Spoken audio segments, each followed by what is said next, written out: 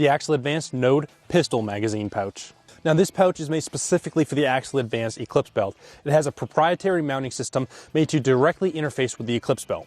And this node mounting system is going to take away any slack or give that you might have with Molly or One. You're able to mount this pouch either vertically or canted, so you're able to clear your body armor a little bit better. This pouch has a tapered design, so the further you insert the magazine, the more retention it's going to have. So because of its tapered design, this pouch is going to work with a plethora of different magazines. Now for you airborne guys, or maybe you guys doing maritime operations, you might want to add a secondary level of retention. And this pouch has the ability to add shock cord and a pull tab, so you're able to have that extra level of retention. So if there's nothing in the pouch will be able to collapse on itself if there's something up against it.